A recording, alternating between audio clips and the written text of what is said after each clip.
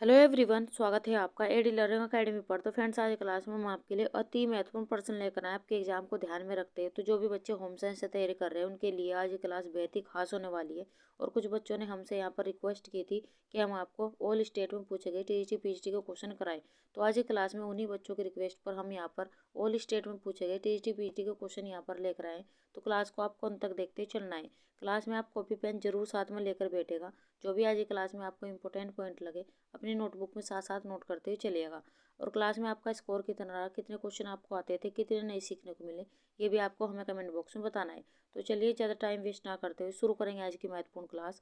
आज की क्लास का हमारा पहला क्वेश्चन है, निम्नलिखित में से कौन सा विनियोग नहीं है। यहाँ पर ऑप्शन दिए गए हैं। पहला ऑप्शन है अल्पकालीन विनियोग, दूसरा ऑप्शन है जीवन बीमा, तीसरा ऑप्शन है बटुआ और चौथा ऑप्शन है दीर्घकालीन विनियोग। यूपी टीजीटी 2021 में क्वेश्चन पूछा गया है। क्वेश्चन को पहले आपको ध्यान से पढ़ना है, तब अपना आंसर देना है। यहाँ पर आपसे पूछा गया है कि निम्नलिखित में से कौन सा विनियोग नहीं है। ऑप्शन यहाँ पर देखें तो तीसरा ऑप्शन हमारा यहाँ पर सही होगा, बटवा यहाँ पर विनियोग नहीं है। तीसरा ऑप्शन हमारा यहाँ पर सही है। आइए देख लेते हैं महत्वपूर्ण व्याख्या के साथ में।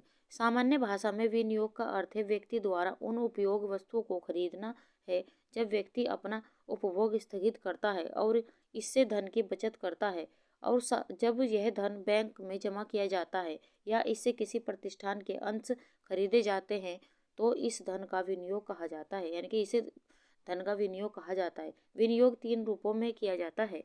तो यहाँ पर विनियोग 3 रूपों में किया जाता है। किन किन रूपों में? जीवन बीमा, अल्पकालीन विनियोग और दीर्घकालीन विनियोग। इस प्रकार हमारा बटवा यहाँ पर विनियोग का यहाँ पर इससे कोई संबंध नहीं है। तो यहाँ पर नहीं पूछा गया था, तो ऑप्शन हमारा सी यहाँ पर सही है। तो यहाँ पर ये भी महत्वपूर्ण पॉइंट बन रहा है, इन्हें भी आप नोट करते ही चलेगा। आगे बढ़ जाते हैं अगले क्वेश्चन की ओर। क्वेश्चन नंबर 2, घर में प्रबंध कहलाता है। पहला ऑप्शन परिवार के मुखिया की जिम्मेदारी, दूसरा ऑप्शन केवल कार्य करना, तीसरा ऑप्शन पारिवारिक साधनों का प्रयोग, चौथा ऑप्शन यहाँ पर दिया गया है पारिवारिक लक्ष्य प्राप्ति के लिए साधनों का प्रयोग। टीजीटी 2011 में क्वेश्चन पूछा गया है। आपको यहाँ पर बताना है कि कौन सा ऑप्शन यहाँ पर सही होगा। घर प्रबंध कहलाता है, तो क्या कहलाता है ये आपको बताना है। अगर यहाँ पर देखें तो चौथा ऑप्शन हमारा यहाँ पर सही है। घर प्रबंध कहलाता है पारिवारिक लक्ष्यों की प्राप्ति के लिए साधनों का प्रयोग। तो ऑप्शन चौथा हमारे यहाँ पर सही होगा।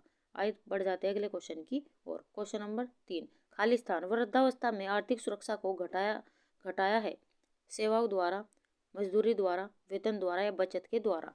टीजीटी 2019 में क्वेश्चन पूछा गया है। आपको यहाँ पर बताना है, यहाँ पर खाली स्थान दिया गया है और आपको पूछा गया है कि वृद्धावस्था में आर्थिक सुरक्षा को घटाया गया है, तो किसके द्वारा घटाया गया है ये आपको बताना है। अगर हम यहाँ पर ऑप्शन देखें तो चौथा ऑप्शन हमारे यहाँ पर से बचत द्वारा वृद्धावस्था में आर्थिक सुरक्षा को घटाया गया है। तो ऑप्शन हमारा चौथा यहाँ पर सही होगा। आगे बढ़ जाते हैं अगले क्वेश्चन की और। क्वेश्चन नंबर 4, माली की सेवा मजदूरी है जबकि बैंक मैनेजर की सेवा है ऋण, पुरस्कार, वेतन या बोनस। यहाँ पर आपको बताना है कि अगर माली की सेवा मजदूरी है तो बैंक मैनेजर की सेवा क्या होगी। ऑप्शन यहाँ पर देखिए तो तीसरा ऑप्शन हमारा यहाँ पर सही है। मालिक की सेवा मजदूरी है तो बैंक मैनेजर की सेवा होगी यहाँ पर वेतन। तो तीसरा ऑप्शन हमारे यहाँ पर सही होगा। आगे बढ़ जाते हैं अगले क्वेश्चन की और। क्वेश्चन नंबर 5, बही खाता 1 क्या है आपको बताना है। जर्नल, रोकड़ बही, तुलन पत्र, मूल लेखा पुस्तिका। पीजीटी 2013 में क्वेश्चन पूछा गया है। आपको बताना है कि बही खाता क्या है। ऑप्शन यहाँ पर देखें तो चौथा ऑप्शन हमारा यहाँ पर सही है। बही खाता 1 है मूल लेखा पुस्तिका। तो चौथा ऑप्शन हमारा यहाँ पर सही होगा। आगे बढ़ जाते हैं अगले क्वेश्चन की और। क्वेश्चन नंबर 6, वर्तमान आय का वर्तमान उपभोग व्यय पर आधिक्य को बचत कहा जाता है। उक्त उक्ति है। यहाँ पर एक कथन दिया गया है। आपको बताना है कि कथन किसके द्वारा कहा गया है। ऑप्शन पहला यहाँ पर दिया किन्स की, गुड्डे की, यंग की या इनमें से किसी की नहीं। आपको यहाँ पर बताना है कि ये उक्ति किसकी है। टीजीटी 2004 में क्वेश्चन पूछा गया है। आपको क्वेश्चन को ध्यान से पढ़ना है। यहाँ पर पूछा गया है कि वर्तमान आय का वर्तमान उपभोग व्यय पर आधिक्य को बचत कहा जाता है। ये उक्ति दी गई है। आपको बताने की किस की उक्ति है। ऑप्शन यहाँ पर देखिए तो ये महत्वपूर्ण उक्ति दी गई है किन्स महोदय के द्वारा। तो पहले ऑप्शन हमारा यहाँ पर सही होगा। आगे बढ़ जाते हैं अगले क्वेश्चन की और। क्वेश्चन नंबर 7, घरेलू आय व्यय को संतुलित करने के लिए निम्न उपाय आवश्यक है। पहला ऑप्शन मितव्ययिता करना, दूसरा ऑप्शन बजट बनाना, तीसरा ऑप्शन बचत करना, चौथा ऑप्शन उधार लेना। पीजीटी 2005 में ये क्वेश्चन पूछा गया है। आपको यहाँ पर बताना है कि घरेलू आय व्यय को संतुलित करने के लिए निम्न उपाय आवश्यक है। तो क्या उपाय करना चाहिए। ऑप्शन यहाँ पर देखें तो घरेलू आय व्यय को संतुलित करने के लिए यहाँ पर बजट बनाना आवश्यक है। तो ऑप्शन हमारा यहाँ पर दूसरा यहाँ पर सही होगा। आगे बढ़ जाते हैं अगले क्वेश्चन की ओर। क्वेश्चन नंबर 8, बैंक एक संस्था है। पहला ऑप्शन अर्ध सरकारी, दूसरा ऑप्शन सरकारी, तीसरा ऑप्शन व्यावसायिक, चौथा ऑप्शन इनमें से कोई नहीं। टीजीटी 2006 में क्वेश्चन पूछा गया है। आपको यहाँ पर बताना है कि बैंक एक संस्था है, तो किस प्रकार की संस्था है ये आपको बताते ही चलना है। ऑप्शन यहाँ पर देखें तो बैंक एक संस्था है व्यावसायिक, तो बैंक व्यावसायिक संस्था है। आइए देख लेते हैं महत्वपूर्ण व्याख्या के साथ में। बैंक एक व्यावसायिक संस्था है, जो हमारे क्वेश्चन का आंसर है। पारिवारिक बचत के सुरक्षित एवं लाभकारी माध्यम के रूप में सर्वाधिक लोकप्रिय संस्था बैंक है। अब अधिकांश बैंक राष्ट्रीयकृत है तथा रिजर्व बैंक ऑफ इंडिया के नियमानुसार कार्य करते हैं। बैंक न केवल वस्तुओं के विनियोग की सुरक्षा उपलब्ध कराते हैं, वरन ये आपको अपने ग्राहकों को लॉकर की सुविधा तथा आवश्यकता पड़ने पर ऋण सुविधाएं भी उपलब्ध कराते हैं। बैंक अपने आप में संपूर्ण वित्तीय संस्थान है। तो यहाँ से भी महत्वपूर्ण पॉइंट बन रहे हैं, इन्हें भी आप नोट करते ही चलेगा। तो हमारा ऑप्शन का आंसर है यहाँ पर बैंक एक व्यावसायिक संस्था है। आगे बढ़ जाते हैं अगले क्वेश्चन की ओर।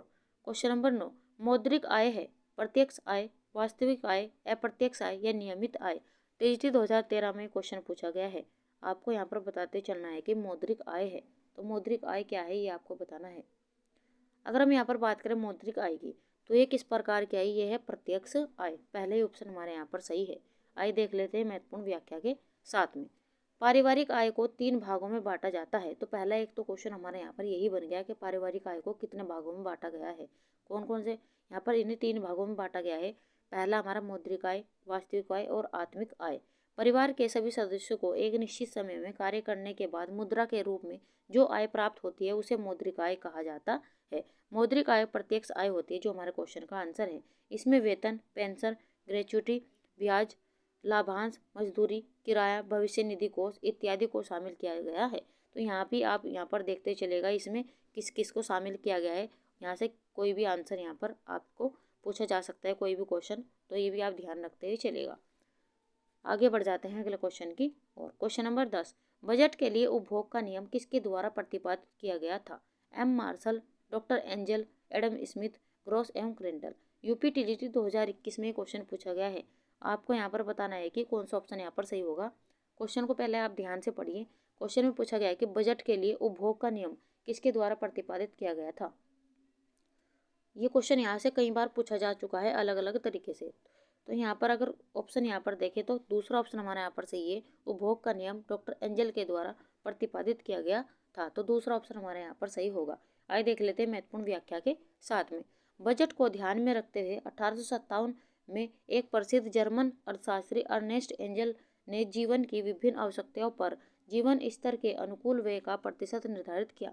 इन्होंने उपभोग का नियम, जो हमारे क्वेश्चन का आंसर है, भी प्रतिपादित किया। हम एंजल लॉ के नाम से जानते हैं, यानी कि हम एंजल लॉ के नाम से जानते हैं। इस लॉ का सबसे बड़ा दोष यह है कि इसमें बचत का प्रावधान नहीं किया गया। तो यहाँ से भी क्वेश्चन पूछा जा सकता है कि इस लॉ का सबसे बड़ा यहाँ पर प्रावधान क्या दोष है, तो ये भी पूछा जा सकता है। तो इसमें यहाँ पर बचत का प्रावधान नहीं दिया गया है। और ये कब दिया गया था, 1857 में। ये भी आप नोट करते चलेगा। यहाँ से भी आपके 2 से 3 क्वेश्चन बन रहे हैं। आगे बढ़ जाते हैं अगले क्वेश्चन की ओर। फ्रेंड्स, हमारी वीडियो, हमारा कंटेंट अगर आपको अच्छा लग रहा हो तो लाइक सब्सक्राइब करना ना भूलें और वीडियो को ज़्यादा से ज़्यादा शेयर कीजिए। और फ्रेंड्स, हम आपके लिए यहाँ पर टीजीटी पीजीटी के ऐसे बीच बीच में और भी क्लासेस यहाँ पर लाते रहेंगे। बस आपको हमें अपना कीमती समय देना है। हम आपको अच्छे से तैयारी यहाँ पर एग्जाम तक आने पर हम आपको अच्छे से तैयारी यहाँ पर करा देंगे और बेहतरीन से बेहतरीन कंटेंट आपको प्रोवाइड कराते रहेंगे। तो चलिए अब बढ़ जाते हैं अपने 11वें क्वेश्चन की ओर। उपभोक्ता संरक्षण अधिनियम कब लागू हुआ। 1986, 1989, 1987 या 1988। ये क्वेश्चन कई बार अलग अलग तरीके से यहाँ पर पूछा जा चुका है। आपको यहाँ पर बताना है कि उपभोक्ता संरक्षण अधिनियम कब लागू हो। और यहाँ पर UP PGT 2021, TGT Jharkhand 2017, RPSC school lecturer 2013 में क्वेश्चन पूछा गया है। आपको यहाँ पर बताना है कि उपभोक्ता संरक्षण अधिनियम कब लागू हुआ। ऑप्शन यहाँ पर देखें तो पहले ऑप्शन हमारे यहाँ पर सही है, 1986। 1986 को उपभोक्ता संरक्षण अधिनियम लागू हुआ। इसकी डेट भी पूछी गई है कई बार एग्जाम में, तो ये 24 दिसंबर 1986। तो ये भी आप नोट करते चलेगा। आगे बढ़ जाते हैं अगले क्वेश्चन की ओर। क्वेश्चन नंबर 12, संयुक्त परिवार के दोष निम्नलिखित में से कौन कौन से हैं। यहाँ पर संयुक्त परिवार के दोष पूछे गए, आपको बताना है कि निम्नलिखित में से कौन कौन से हैं। पहला है हमारा निर्धनता, सामान्य तथा बच्चों के व्यक्तिगत विकास में बाधक एवं गंदी आदतों का विकास। दूसरा है हमारा द्वेष एवं तनाव का केंद्र एवं गोपनीय स्थान का अभाव। तीसरा ऑप्शन यहाँ पर दिया गया है व्यक्तिगत आर्थिक निर्धनता की कमी एवं आलसी व्यक्तियों की वृद्धि, या इनमें से सभी। आपको बताने के कौन से इसके दोष है। ये टीजीटी 2004 में क्वेश्चन पूछा गया है। अपना आंसर दीजिए, संयुक्त परिवार के दोष निम्नलिखित में से कौन कौन से हैं। ऑप्शन यहाँ पर देखें, पहला तो निर्धनता, सामान्य तथा बच्चों के व्यक्तिगत विकास में बाधक एवं गंदी आदतों का विकास, ये भी इसका दोष है। वही द्वेष तथा तनाव का केंद्र एवं गोपनीय स्थान का अभाव, ये भी इसका दोष है। और व्यक्तिगत आर्थिक निर्धनता की कमी एवं आलसी व्यक्तियों की वृद्धि होती है, ये भी इसका दोष है। इस प्रकार हमारा चौथा ऑप्शन यहाँ पर सही होगा, इनमें से सभी। आगे बढ़ जाते हैं अगले क्वेश्चन की और। क्वेश्चन नंबर 13, पारंपरिक भारतीय परिवार की विशेषता है। पहला ऑप्शन है हमारा पितृसत्तात्मक परिवार। दूसरा ऑप्शन संयुक्त परिवार प्रणाली। तीसरा ऑप्शन संस्कार एवं आदर्शों की प्राथमिकता। चौथा ऑप्शन है उपयुक्त सभी। टीजीटी 2009 में एक क्वेश्चन पूछा गया है, आपको अपना आंसर देते चलना है। यहाँ पर पारंपरिक भारतीय परिवार की विशेषता क्या है। ऑप्शन यहाँ पर देखें तो चौथा ऑप्शन हमारा यहाँ पर सही होगा, उपयुक्त सभी। ये सभी पारंपरिक भारतीय परिवार की विशेषता है। आगे बढ़ जाते हैं अगले क्वेश्चन की और। क्वेश्चन नंबर 14, बाल विवाह निरोधक अधिनियम किस सन में लागू हुआ। 1929, 2006, 1955 या 1976। यूपी टीजीटी 2021 में क्वेश्चन पूछा गया है। आपको यहाँ पर बताना है कि बाल विवाह निरोधक अधिनियम किस सन में लागू हुआ। ऑप्शन यहाँ पर देखें तो पहला ऑप्शन हमारा यहाँ पर से 1929 में बाल विवाह निरोधक अधिनियम लागू हुआ, तो ऑप्शन हमारा पहला यहाँ पर सही है। आइए देख लेते हैं महत्वपूर्ण जानकारी के साथ में। बाल विवाह प्रतिबंध अधिनियम 28 सितंबर 1929 को imperial legislative council of India में पारित किया गया था। तो यहाँ से ये भी पूछा जा सकता है कि यह कहाँ पर पारित हुआ था। तो ये इंपीरियल लेजिस्लेटिव काउंसिल यहाँ पर ऑफ इंडिया में पारित हुआ था। लड़कियों के विवाह की आयु 14 वर्ष और लड़कों की 18 वर्ष तय की गई है। यहाँ पर ये आयु भी पूछी गई है एग्जाम में, जिसे बाद में लड़कियों के लिए 18 वर्ष और लड़कों के लिए 21 वर्ष कर दिया गया। इसके प्रायोजक हरविलास शारदा थे, जिनके नाम पर इसे शारदा अधिनियम के नाम से भी जाना जाता है। यहाँ से आपके 4 से 5 क्वेश्चन पूछे गए। यहाँ पर ये भी पूछा गया है कि शारदा अधिनियम किसके नाम से, यहाँ पर किसके द्वारा प्रतिपादित किया गया था। तो यहाँ पर हरिविलास शारदा के नाम पर। और यहाँ पर ये पहले कितनी आयु थी और बाद में कितनी हुई, ये भी क्वेश्चन यहाँ से पूछा गया है। तो पहले लड़कियों की आयु 14 वर्ष और लड़कों की 18 थी और बाद में लड़कियों की 18 और लड़कों की 21 कर दी गई थी। तो यहाँ से ये क्वेश्चन भी पूछे गए। तो 4 से 5 आपके क्वेश्चन यहाँ से बन रहे। इन सभी को आप नोट करते चलेगा, क्योंकि यहाँ से ये सभी क्वेश्चन एग्जाम में पूछे गए हैं। आगे बढ़ जाते हैं अगले क्वेश्चन की और। क्वेश्चन नंबर 15, लड़कों के घर छोड़ने एवं आत्मनिर्भर होने के बाद प्रारंभ होने वाली पारिवारिक जीवन चक्र की अवस्था है। पहला ऑप्शन है हमारा प्रक्षेपण काल। दूसरा ऑप्शन हमारा पुनर्व्यवस्था काल। तीसरा ऑप्शन हमारा स्थापत्य काल और चौथा ऑप्शन है अवकाश प्राप्ति काल। टीजीटी 2013 में क्वेश्चन पूछा गया है। आपको अपना आंसर देना है कौन सा ऑप्शन यहाँ पर सही होगा। पहले तो आपको क्वेश्चन को ध्यान से पढ़ना है। यहाँ पर बालकों के घर छोड़ने एवं आत्मनिर्भर होने के बाद प्रारंभ होने वाली पारिवारिक जीवन चक्र की अवस्था आपको बतानी है। ऑप्शन यहाँ पर देखें तो दूसरा ऑप्शन हमारा यहाँ पर सही होगा, पुनर्व्यवस्था काल। इसे हम पुनर्व्यवस्था काल कहते हैं। आगे बढ़ जाते हैं अगले क्वेश्चन की और। क्वेश्चन नंबर 16, बाल विवाह समाप्त करने का उपाय है। पहला ऑप्शन दहेज पर प्रतिबंध कानून लगाया जाए। दूसरा ऑप्शन शिक्षा का प्रचार प्रसार किया जाए या सही निर्णय लेने में सक्षम हो या उपरोक्त सभी। टीजीटी 2009 में क्वेश्चन पूछा गया है। आपको यहाँ पर बताना है कि बाल विवाह समाप्त करने का उपाय क्या क्या हो सकता है।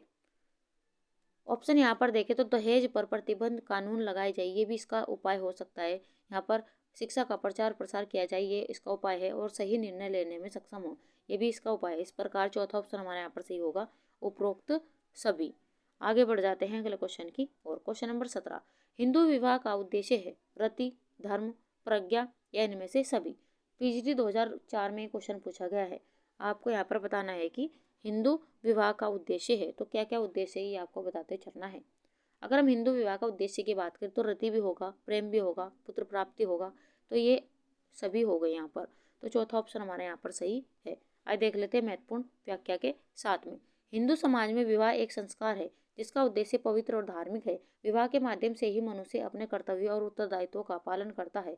हिंदू समाज में धर्म का बहुत महत्व है। बिना पत्नी के व्यक्ति का कोई धार्मिक कार्य पूरा नहीं माना जाता है। अतः सभी धार्मिक कार्यों में पत्नी की उपस्थिति आवश्यक है। हिंदू विवाह के मुख्य उद्देश्य निम्नलिखित हैं। यहाँ पर मुख्य उद्देश्य दिए गए हैं, जिसमें आपका पवित्र एवं धार्मिक, पुत्र की प्राप्ति, प्रेम की भावना, यौन सुख की प्राप्ति और मनुष्य को शालीन और सदाचारी बनाना। तो ये इसकी महत्वपूर्ण विशेषता है, इन्हें भी आप नोट करते चलेगा। आगे बढ़ जाते हैं अगले क्वेश्चन की ओर। क्वेश्चन नंबर 18, कार्य निष्पादन के लिए आवश्यक संसाधनों और पारिवारिक सदस्यों के कार्यों को संयुक्त और समन्वित करने की प्रक्रिया यह है। पहला ऑप्शन हमारा योजना बनाना, दूसरा ऑप्शन है कार्यान्वित करना, तीसरा ऑप्शन है संगठन करना और चौथा ऑप्शन है नियंत्रित करना। टीजीटी 2005 में क्वेश्चन पूछा गया है, आपको अपना आंसर यहाँ पर देते चलना है। क्वेश्चन में यहाँ पर पूछा गया कि कार्य निष्पादन के लिए आवश्यक संस्थानों और पारिवारिक सदस्यों के कार्यों को संयुक्त और समन्वित करने की प्रक्रिया कौन सी होगी, आपको बताना है। तो यह हमारा ऑप्शन होगा योजना बनाना, यह प्रक्रिया होगा योजना बनाना। तो पहला ऑप्शन हमारा यहाँ पर सही है। आगे बढ़ जाते हैं अगले क्वेश्चन की ओर। क्वेश्चन नंबर 19, अमानवीय साधन अथवा भौतिक साधन कौन से हैं? ज्ञान, शक्ति, रुचि या धन। टीजीटी 2005 में क्वेश्चन पूछा गया है, आपको यहाँ पर पूछा गया है कि अमानवीय साधन अथवा भौतिक साधन इनमें से कौन सा होगा। ऑप्शन यहाँ पर देखें तो अमानवीय और भौतिक साधन इनमें से शक्ति होगा। तो दूसरा ऑप्शन हमारा यहाँ पर सही है। आइए देख लेते हैं महत्वपूर्ण व्याख्या के साथ में। अमानवीय साधन अथवा भौतिक साधन शक्ति है। शक्ति का उपयोग यदि मानव सेवा के लिए किया जाए तो यह उत्तम होती है, लेकिन यदि शक्ति प्रदर्शन के लिए किया जाए तो यह अमानवीय होता है। तो यहाँ पर ऑप्शन हमारा शक्ति यहाँ पर सही होगा। आगे बढ़ जाते हैं अगले क्वेश्चन की ओर। क्वेश्चन नंबर 20, पाश्चात्य यंत्र जो रसोई गृह में काम आता है। पहला ऑप्शन है हमारा बिजली की केतली, दूसरा ऑप्शन है हमारा मिक्सर ग्राइंडर, तीसरा ऑप्शन है हमारा यहाँ पर कॉफ़ी मेकर या चौथा ऑप्शन है हमारा कारपेट स्वीपर। आपको यहाँ पर बताते चलना है कौन सा ऑप्शन यहाँ पर सही होगा।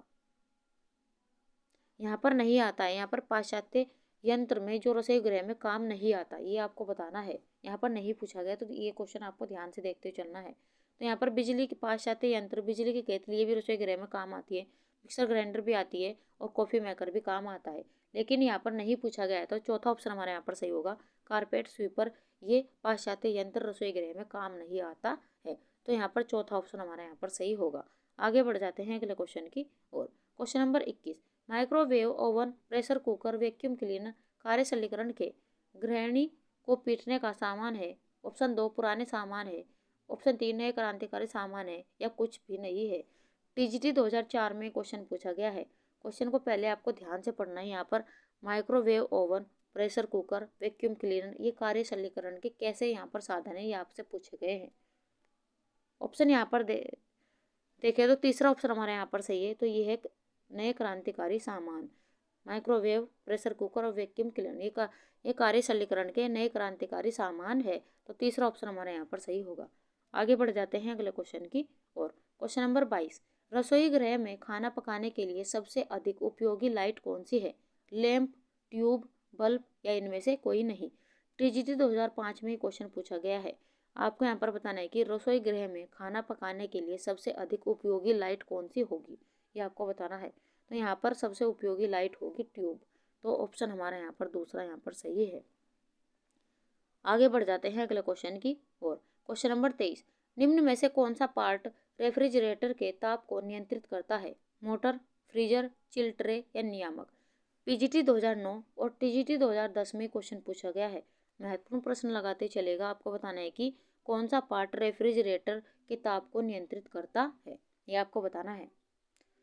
ऑप्शन यहाँ पर देखें तो चौथा ऑप्शन हमारे यहाँ पर सही होगा, नियामक पार्ट रेफ्रिजरेटर के ताप को नियंत्रित करता है। चौथा ऑप्शन हमारे यहाँ पर सही होगा। आइए देख लेते हैं महत्वपूर्ण व्याख्या के साथ में। परशीतक रेफ्रिजरेटर एक ऐसा उपकरण है जो खाद्य पदार्थों को ठंडा बनाए रखता है और उसे जल्दी खराब होने से बचाता है। रेफ्रिजरेटर के तापमान को नियंत्रित करने के लिए एक पार्ट लगा होता है जिसे नियामक कहते हैं, जो हमारे क्वेश्चन का आंसर है।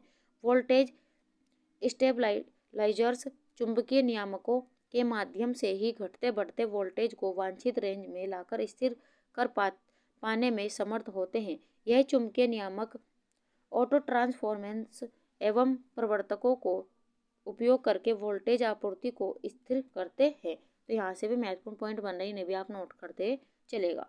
आगे बढ़ जाते हैं अगले क्वेश्चन की और। क्वेश्चन नंबर 24, आदर्श रसोई घर में एल आकृति वाली योजना होती है, यू आकृति वाली योजना होती है, या कवर्ड रसोई, या उपयुक्त सभी। आपको ये क्वेश्चन कई बार पूछा गया है अलग अलग तरीके से, इसे आप नोट करते चलेगा। आपको यहाँ पर बताना है कि आदर्श रसोई घर में एल आकृति वाली योजना होती है, या यू आकृति वाली योजना होती है, या कवर्ड होती है, या उपरोक्त सभी होती है। टीजीटी 2009 और 10 में ये क्वेश्चन लगातार पूछा गया है। तो आपको बताते हुए चलना है कौन सा ऑप्शन यहाँ पर सही होगा। ऑप्शन यहाँ पर देखें तो दूसरा ऑप्शन हमारे यहाँ पर सही है, आदर्श रसोई घर में यू आकृति वाली योजना होती है। तो यहाँ पर दूसरा ऑप्शन हमारे यहाँ पर सही होगा। आगे बढ़ जाते हैं अगले क्वेश्चन की ओर। क्वेश्चन नंबर 25, घर में गंदगी के लिए उत्तरदायी है मक्खी, मच्छर, कॉकरोच, चूहे तथा छिपकली, या यह सभी। टीजीटी 2006 में क्वेश्चन पूछा गया है। आपको बताना है कि घर में गंदगी के लिए कौन उत्तरदायी है। तो घर में गंदगी के लिए मच्छर, मक्खी भी उत्तरदायी है, कॉकरोच, चूहे और छिपकली ये सभी उत्तरदायी है। तो इस प्रकार ये ऑप्शन हमारा चौथा यहाँ पर सही होगा, यह है सभी। आगे बढ़ जाते हैं अगले क्वेश्चन की और। फ्रेंड्स, हमारी वीडियो, हमारा कंटेंट अगर आपको अच्छा लग रहा हो तो लाइक सब्सक्राइब करना ना भूलें। और हम आपके लिए इतना प्रयास कर रहे हैं तो आप हमारी वीडियो को ज़्यादा से ज़्यादा शेयर कीजिए, ताकि और भी बच्चों तक ये वीडियो पहुँच सके और भी बच्चों को इसका फ़ायदा हो सके। और हमारा मेन उद्देश्य क्लास लाने का यही है कि आप एग्ज़ाम से पहले बेहतरीन क्वेश्चनों का यहाँ पर रिवाइज कर सको और अपने एग्ज़ाम में बेहतर से बेहतर यहाँ पर कर पाओ। तो आप हमें भी सपोर्ट कीजिए, वीडियो को ज़्यादा से ज़्यादा शेयर कीजिए, आप हमें भी मोटिवेशन देते रहिए कमेंट बॉक्स में कमेंट कर कर, ताकि हम आपके लिए और भी बेहतर से बेहतर प्रयास यहाँ पर कर सके। हम वैसे तो आपके लिए बेहतर से बेहतर कंटेंट लाते रहेंगे, बस आपको हमें अपना कीमती समय देते हुए चलना है और क्लास को आपको अंत तक देखते चलना है। और क्लास आपको अच्छी लगे तो लाइक सब्सक्राइब भी करना है। तो चलिए अब बढ़ जाते हैं अपने 26वें क्वेश्चन की ओर। अल्पना कहाँ से है? बंगाल, बिहार, उत्तर प्रदेश, या राजस्थान। यूपी टीजीटी 2021 में क्वेश्चन पूछा गया है। आपको बताना है कि अल्पना यहाँ पर कहाँ से है। ऑप्शन यहाँ पर देखें तो पहला ऑप्शन हमारे यहाँ पर सही होगा, अल्पना बंगाल से है। तो यहाँ पर आपका पहला ऑप्शन सही होगा। आइए देख लेते हैं महत्वपूर्ण व्याख्या के साथ में। अल्पना बंगाल की रंगोली है। ये भी क्वेश्चन पूछा जा सकता है, जो रंगीन रूपांकनों, पवित्र कला तथा हाथों से किया जाता है। यह मुख्य रूप से शुभ अवसरों पर चावल और आटे के एक पेस्ट से बनाई जाती है। अल्पना शब्द संस्कृत के आलिप पाना से लिया गया है। तो ये भी क्वेश्चन पूछा जा सकता है, ये भी आप नोट करते ही चलेगा। तो अल्पना शब्द संस्कृत के आलिप पाना से लिया गया है, जिसका अर्थ है ब्लास्टर करना, यानी कि कोट करना। ये भी आप नोट करते चलेगा। परंपरागत रूप से इसे घर की महिलाओं द्वारा सूर्यास्त से पहले खींचा जाता है। यह बंगाल में भी एक लोक कला है। परंपरागत रूप से बांग्लादेश में अल्पना सफ़ेद होती है, क्योंकि अल्पना के लिए इस्तेमाल किया जाने वाला तरल पेस्ट चावल के पाउडर से पानी में मिलाया जाता है। अतः उपरोक्त यहाँ पर विकल्प हमारा पहले यहाँ पर सही होगा। तो ये भी आप नोट करते ही चलेगा। इसका अर्थ भी पूछा जा सकता है, ब्लास्टर करना या कोट करना। और ये किस शब्द से लिया गया है? संस्कृत के आलिप पाना से लिया गया है। तो ये भी आप नोट करते चलेगा। आगे बढ़ जाते हैं अगले क्वेश्चन की ओर। क्वेश्चन नंबर 27, कमरे में रंग प्रयोग के लिए इनमें से कौन सा तरीका सही नहीं है? तो यहाँ पर आपको दिए गए हैं, आपको बताने कि कमरे में यदि हम रंग करते हैं तो इनमें से कौन सा तरीका सही नहीं है। तो ये आपको बताते चलना है। पहला ऑप्शन यहाँ पर दिया गया है संतुलन, फीके रंग के कमरे में गाढ़े रंगों का छितराना प्रयोग। दूसरा ऑप्शन यहाँ पर दिया गया है अनुपात, फीकी दीवार और छत के साथ गाढ़े रंगों की सजावट। तीसरा ऑप्शन यहाँ पर दिया गया है रिदम, हल्के नीले रंगीन दीवार वाले कमरे में नीले रंग का सोफा। चौथा ऑप्शन यहाँ पर दिया गया आकर्षण केंद्र, सफ़ेद दीवार पर क्रीम रंग का पेंटिंग। आपको बताने की कौन सा ऑप्शन यहाँ पर सही नहीं होगा। DSSB टीजीटी 2014 में क्वेश्चन पूछा गया है। ऑप्शन पहला यहाँ पर देखें तो संतुलन, फीके रंग के कमरे में गाढ़े रंगों का छितराना प्रयोग। तो ये तो ऑप्शन यहाँ पर सही होगा। तो यहाँ पर नहीं पूछा गया, तो ये तो ऑप्शन हमारा नहीं होगा।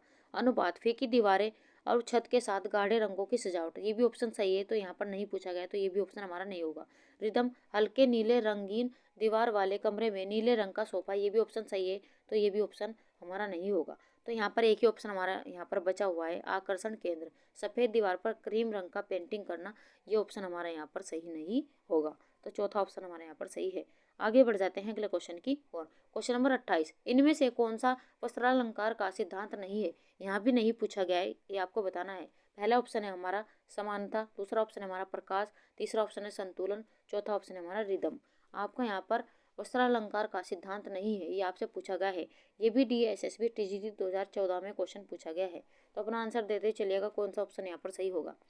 तो वस्त्रालंकार का सिद्धांत नहीं है, तो ऑप्शन दूसरा हमारे यहाँ पर से प्रकाश, यह वस्त्रालंकार का सिद्धांत नहीं है। आगे बढ़ जाते हैं अगले क्वेश्चन की और। क्वेश्चन नंबर 29, इनमें से कौन सी रेखाएं सक्रियता, गति और शक्ति को अभिव्यक्त करती है? ऊर्ध्वाधर रेखा, ऊर्ध्वाकार रेखाएं, विकर्णी रेखाएं, समस्तरी रेखाएं या वक्र रेखाएं? DSSB TGT 2014 में ये क्वेश्चन पूछा गया है। आपको यहाँ पर बताते ही चलना है कि इनमें से कौन सी रेखाएं सक्रियता, गति और शक्ति को अभिव्यक्त करती है। क्या ऊर्ध्वाकार रेखाएं करेगी, विकर्णी रेखाएं करेगी, या समस्तरी रेखाएं होगा, या वक्र रेखाएं होगा? आप अपना आंसर दीजिए कौन सा ऑप्शन यहाँ पर सही होगा। ऑप्शन यहाँ पर देखिए तो दूसरा ऑप्शन हमारे यहाँ पर सही हो, विकर्णी रेखाएं। यह रेखाएं सक्रियता, गति और शक्ति को अभिव्यक्त करती है। ऑप्शन दूसरा हमारे यहाँ पर सही होगा। आगे बढ़ जाते हैं अगले क्वेश्चन की और। क्वेश्चन नंबर 30, इनमें से कौन सा अरीय संतुलन का उदाहरण है? पहला ऑप्शन हमारा विशाल केंद्रीय चित्र और किनारों पर दो छोटे चित्र। दूसरा ऑप्शन हमारा वैकल्पिक रंगीन टाइल्स। तीसरा ऑप्शन हमारा साड़ी बॉर्डर पर मोटिफ की आकृति। चौथा ऑप्शन है हमारा अक्र के अर। DSSB TGT 2014 में ये क्वेश्चन पूछा गया है। आपको यहाँ पर बताना है कि निम्नलिखित में से कौन सा अरीय संतुलन का उदाहरण है। ऑप्शन यहाँ पर देखें तो अरीय संतुलन का उदाहरण होगा यहाँ पर साड़ी बॉर्डर पर मोटिफ की आकृति। तो तीसरा ऑप्शन हमारे यहाँ पर सही होगा।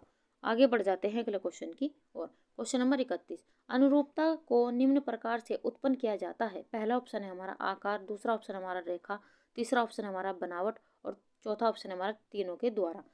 TGT 2006 में क्वेश्चन पूछा गया है। आपको यहाँ पर बताना है कि अनुरूपता में निम्न प्रकार से उत्पन्न किया जाता है। तो अनुरूपता को किन के यहाँ पर प्रकार से उत्पन्न किया जाता है ये आपको बताते चलना है। तो अनुरूपता को आकार से भी उत्पन्न किया जा सकता है, रेखा से भी उत्पन्न किया जा सकता है और बनावट से भी उत्पन्न किया जा सकता है। इस प्रकार चौथा ऑप्शन हमारे यहाँ पर सही होगा, उपयुक्त तीनों के द्वारा। आगे बढ़ जाते हैं अगले क्वेश्चन की और। क्वेश्चन नंबर 32, कला का सिद्धांत है रेखा, प्रकाश, संतुलन या उपरोक्त सभी। आपको यहाँ पर बताना है कि कला का सिद्धांत क्या है। TGT 2013 और 2004 में क्वेश्चन पूछा गया है। आपको बताना है कि कला का सिद्धांत होगा। तो कला का सिद्धांत यहाँ पर तीसरा ऑप्शन हमारे यहाँ पर सही होगा, संतुलन है। ऑप्शन तीसरा हमारे यहाँ पर सही है। आइए देख लेते हैं महत्वपूर्ण व्याख्या के साथ में। जब कलाकार चित्रकारी करता है तो कलाकार विभिन्न तत्वों यथा रेखा, रंग, रूप, तान आदि को सुनियोजित व कलात्मक रूप में प्रयोग करके अपनी भावनाओं की अभिव्यक्ति चित्र के रूप में करता है। वह संयोजन कहलाता है। तो यहाँ पर ऑप्शन हमारा यहाँ पर संयोजन होगा। संयोजन को प्रभावित करने वाले तत्वों का प्रयोग कला के सिद्धांतों या संयोजन के सिद्धांतों के आधार पर किया जाता है। ये सिद्धांत मुख्य रूप से 5 है। तो कला के सिद्धांत यहाँ पर मुख्य रूप से 5 होते हैं, जिसमें आपका अनुपात, संतुलन जो हमारे क्वेश्चन का आंसर है, बल, लय और दबाव, ये कला के महत्वपूर्ण सिद्धांत है। यहाँ पर आपको एग्जामिनर कोई भी ऑप्शन दे देगा और आपसे पूछ लेगा निम्नलिखित में से कला के सिद्धांत कौन से नहीं है या कौन से है। यहाँ से भी ऐसे भी क्वेश्चन पूछा जा सकता है। इस प्रकार कला के कम महत्वपूर्ण सिद्धांत भी है जो इस प्रकार है। यहाँ पर कला के कम महत्वपूर्ण सिद्धांत भी दिए गए हैं, जिसमें आपका नंबरवार, क्रम, विकिरण, समानांतर, परिवर्तन, समरूपता और विपरीतता, ये आपके कम महत्वपूर्ण यहाँ पर सिद्धांत भी यहाँ पर दिए गए हैं। तो इन्हें भी आप नोट करते ही चलेगा। तो कला के 5 महत्वपूर्ण सिद्धांत होते हैं, तो ये आप नोट करते ही चलेगा। आगे बढ़ जाते हैं अगले क्वेश्चन की और। क्वेश्चन नंबर 33, परिधान के नमूनों की रचना में रेखाओं, आकार, रंग, बनावट आदि को व्यवस्थित करने के लिए भी पहला ऑप्शन हमारा कला के मूलभूत सिद्धांतों का सहारा लेना चाहिए। दूसरा ऑप्शन है हमारा ढाके के सिद्धांत का सहारा लेना चाहिए। तीसरा ऑप्शन है हमारा लाइन के सिद्धांत का सहारा लेना चाहिए और चौथा ऑप्शन हमारा कटाई के सिद्धांत का सहारा लेना चाहिए। TGT 2004 में क्वेश्चन पूछा गया है। आपको यहाँ पर बताते हुए चलना है कि परिधान के नमूनों की रचना में रेखाओं, आकार, रंग, बनावट आदि को व्यवस्थित करने के लिए भी तो किसका प्रयोग करना चाहिए, आपको बताते चलना है। बताइए कौन सा ऑप्शन हमारा यहाँ पर सही होगा। ऑप्शन यहाँ पर देखें तो पहला ऑप्शन हमारे यहाँ पर सही होगा, कला के मूलभूत सिद्धांतों का सहारा लेना चाहिए। तो पहला ऑप्शन हमारे यहाँ पर सही होगा।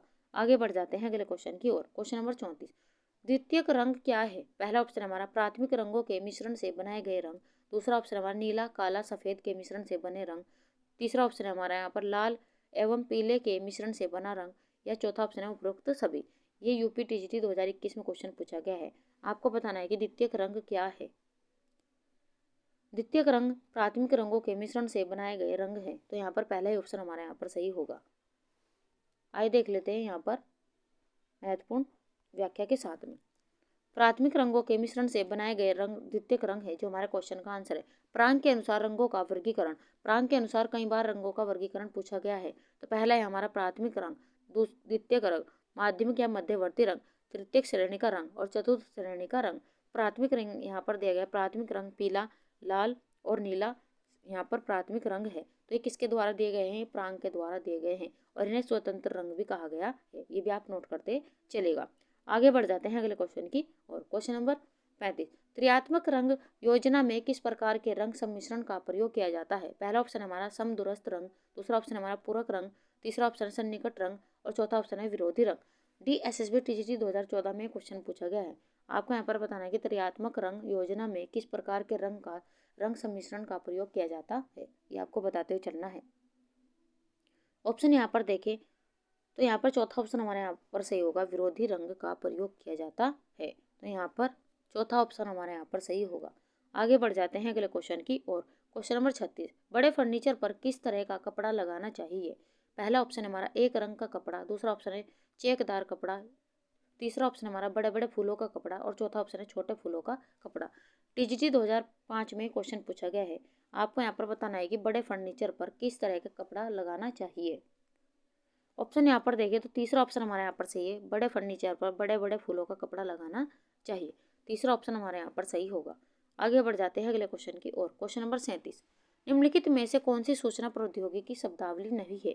यहाँ पर नहीं पूछा गया है, तो ऐसे क्वेश्चन को बड़े ध्यान से देखते चलना है, क्योंकि बच्चे क्या करते हैं, क्वेश्चन को पढ़ लेते हैं और नहीं ये देखना भूल जाते जल्दीबाजी में, और फिर उनका क्वेश्चन पूरा ही गलत हो जाता है। क्वेश्चन आते हुए भी गलत होने की संभावना बढ़ जाती है। तो ये भी आप ध्यान रखते चलेगा। यहाँ पर आपसे सूचना प्रौद्योगिकी शब्दावली कौन सी नहीं है ये आपसे पूछा गया है। पहला ऑप्शन हमारा साइबर स्पेस, दूसरा ऑप्शन है अपलोड, तीसरा ऑप्शन है हमारा प्रकाशीय भंडारण और चौथा ऑप्शन है हमारा मॉडेम। TGT 2010 में क्वेश्चन पूछा गया है। आपको अपना आंसर देना है कि यहाँ पर सूचना प्रौद्योगिकी शब्दावली नहीं है, तो कौन सा नहीं होगा, ये ऑप्शन आपको बताते चलना है। ऑप्शन यहाँ पर देखिए तो कौन सा ऑप्शन हमारे यहाँ पर सही होगा? तीसरा ऑप्शन हमारे यहाँ पर सही है, प्रकाशीय भंडारण। ये है सूचना प्रौद्योगिकी शब्दावली नहीं है, तो तीसरा ऑप्शन हमारे यहाँ पर सही होगा। यहाँ पर सूचना प्रौद्योगिकी के अंतर्गत साइबर स्पेस भी आएगा, अपलोड भी आएगा और यहाँ पर मॉडेम भी आएगा, लेकिन यहाँ पर नहीं पूछा गया है, तो प्रकाशीय भंडारण हमारा आंसर यहाँ पर होगा। आगे बढ़ जाते हैं अगले क्वेश्चन की ओर। क्वेश्चन नंबर 38, कृत्रिम वायु आवागमन का प्रकार है? पहला ऑप्शन संतुलित वायु आवागमन, दूसरा ऑप्शन हमारा एग्जॉट वेंटिलेशन, तीसरा ऑप्शन हमारा वातानुकूलन और चौथा ऑप्शन है हमारा उपरोक्त सभी। PGT 2019 में क्वेश्चन पूछा गया है। आपको यहाँ पर बताना है कि कृत्रिम वायु आवागमन का प्रकार है, कौन सा ऑप्शन यहाँ पर सही होगा। ऑप्शन यहाँ पर देखें तो चौथा ऑप्शन हमारे यहाँ पर सही है, उपरोक्त सभी। ही सभी कृत्रिम वायु आवागमन के प्रकार है। आगे बढ़ जाते हैं अगले क्वेश्चन की ओर। तो यहाँ पर जो भी बच्चे रेगुलर हमारे क्लासेस देख रहे हैं उन्हें काफ़ी फायदा यहाँ से हो रहा होगा। तो चलिए देख लेते हैं अब अगला क्वेश्चन। प्रसार शिक्षा का उद्देश्य है ज्ञान में परिवर्तन लाना, दृष्टिकोण में परिवर्तन लाना, कार्य दक्षता में परिवर्तन लाना या उपरोक्त सभी। यूपी TGT 2021 में क्वेश्चन पूछा गया है। आपको बताना है कि प्रसार शिक्षा का उद्देश्य है, तो कौन सा उद्देश्य होगा ये आपको बताना है। प्रसार शिक्षा के उद्देश्य की बात करें तो ज्ञान में परिवर्तन लाना भी है, दृष्टिकोण में परिवर्तन लाना भी है और कार्य दक्षता में परिवर्तन लाना भी है। इस प्रकार उपरोक्त सभी हमारा आंसर यहाँ पर होगा। आइए देख लेते हैं महत्वपूर्ण व्याख्या के साथ में।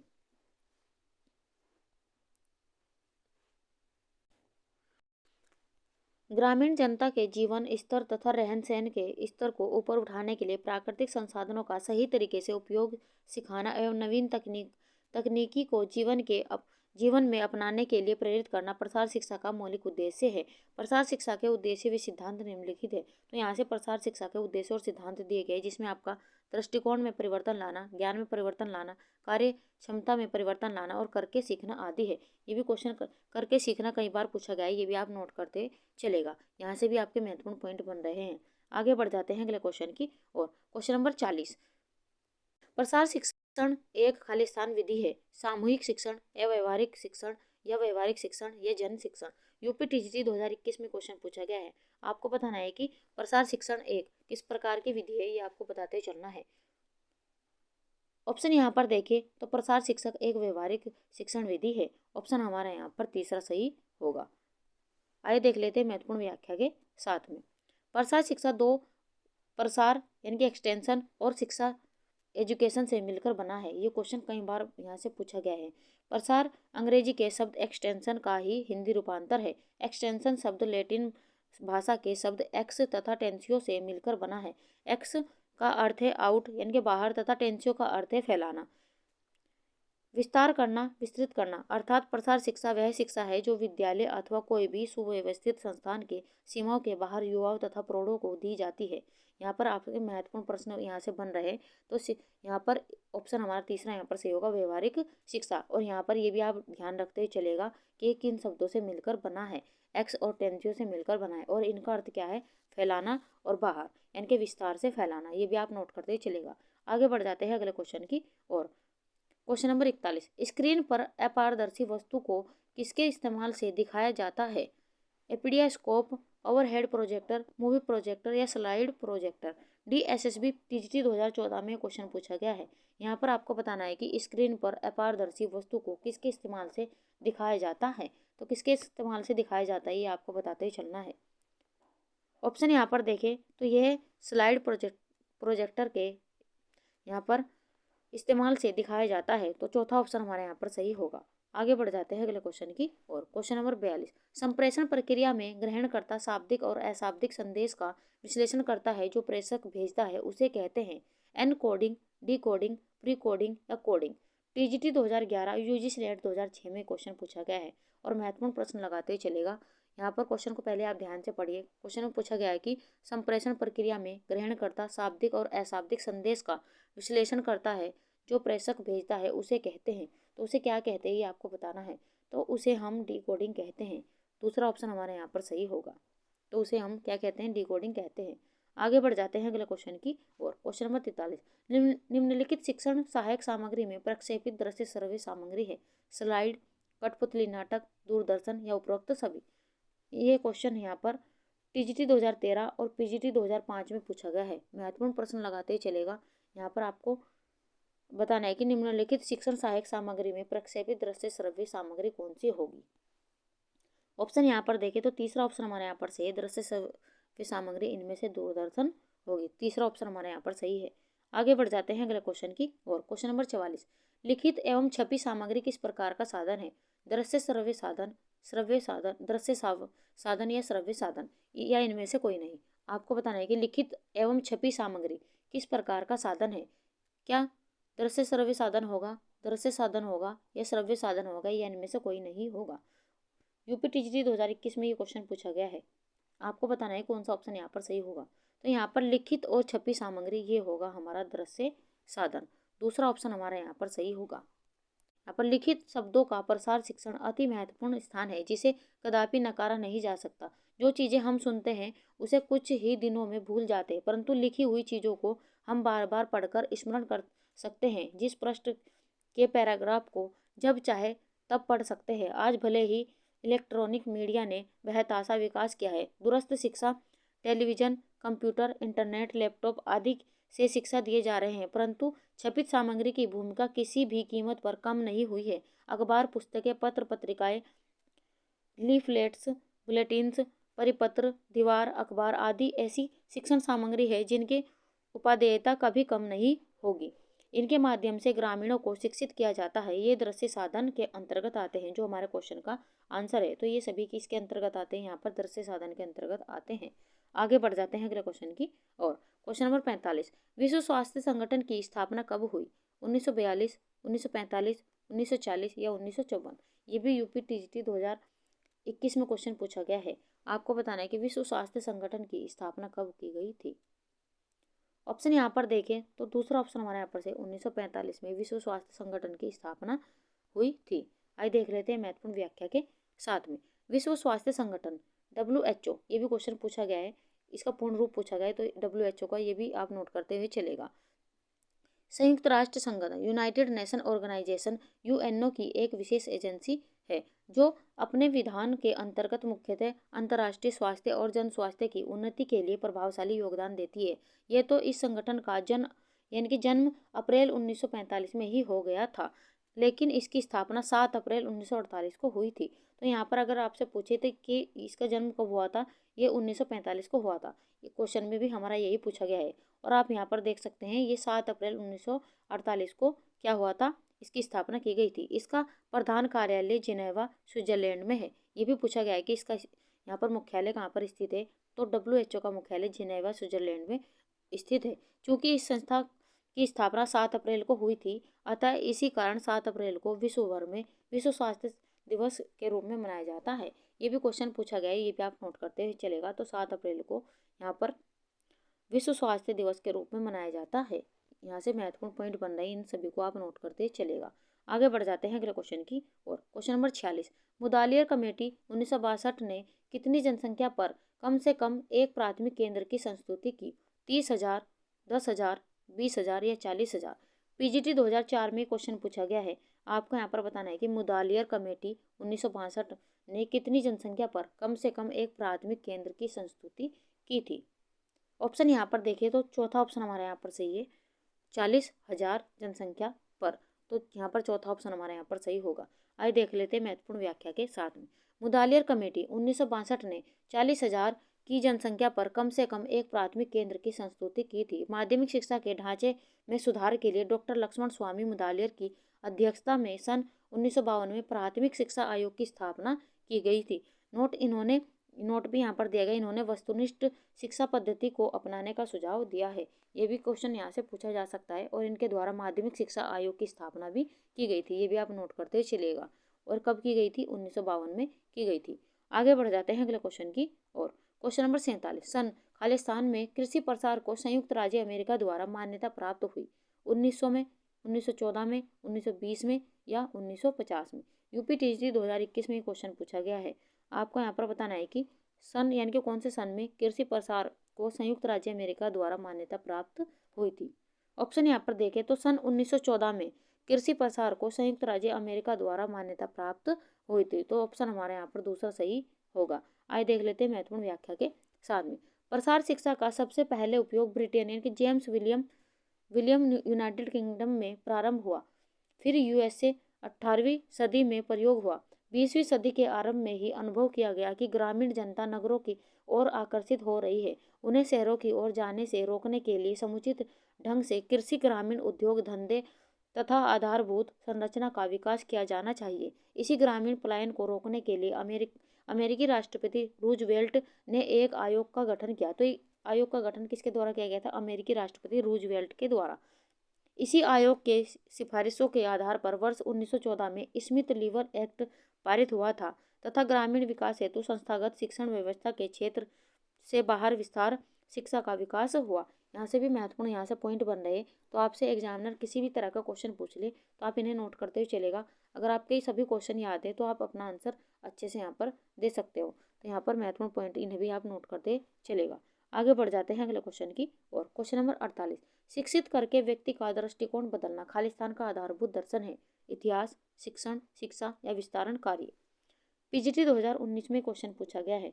आपको यहाँ पर बताना है कि शिक्षित करके व्यक्ति का दृष्टिकोण बदलना का आधारभूत दर्शन है। तो किसका आधारभूत दर्शन है ये आपको बताना है। तो शिक्षित करके व्यक्ति का दृष्टिकोण बदलना विस्तारण कार्य का आधारभूत दर्शन है। चौथा ऑप्शन हमारे यहाँ पर सही होगा। आगे बढ़ जाते हैं अगले क्वेश्चन की और। क्वेश्चन को यहाँ पर पढ़िए। क्वेश्चन में क्या कहा गया है कि व्यक्तिगत समस्याओं के साथ साथ राष्ट्रीय समस्याओं के निदान, जैसे राष्ट्रीय समस्याओं के निदान कौन कौन से? जनसंख्या वृद्धि रोक, चेचक मलेरिया उन्मूलन, पर्यावरण सुरक्षा, सिंचाई एवं दवा वितरण, वयस्क शिक्षा, जन शिक्षा, पोषण संबंधी समस्या, स्त्री शिक्षा, टीकाकरण और जनमत आदि तक पहुंचाना उद्देश्य है। तो किसका उद्देश्य है ये आपको यहाँ पर बताना है। ऑप्शन यहाँ पर देखें तो यह उद्देश्य है औपचारिक और अनौपचारिक शिक्षा दोनों के। तीसरा ऑप्शन हमारे यहाँ पर सही होगा। आइए बढ़ जाते हैं अपनी क्लास के अंतिम क्वेश्चन की ओर। बाल अध्ययन में अनुसंधान में सूचना एकत्रित करने के लिए प्रश्नावली पड़ताल पर प्रपत्रों में से एक है? सत्य है या असत्य है, विवादित है या संबंधित नहीं है? TGT 2019 में क्वेश्चन पूछा गया है। आपको यहाँ पर एक कथन दिया गया है कि बाल अध्ययन में अनुसंधान में सूचना एकत्रित करने के लिए प्रश्नावली पड़ताल का प्रपत्र में से एक है। क्या ये कथन सत्य है या असत्य है या विवादित है, संबंधित नहीं है? ऑप्शन यहाँ पर देखें तो यह बिल्कुल सत्य है। यहाँ पर ऑप्शन पहला ही हमारा यहाँ पर सही होगा। तो चलिए फ्रेंड्स, ये थी आज की हमारी क्लास। हमारा कंटेंट आपको कैसा लगा उसके बारे में आप हमें कमेंट बॉक्स में ज़रूर बताएं।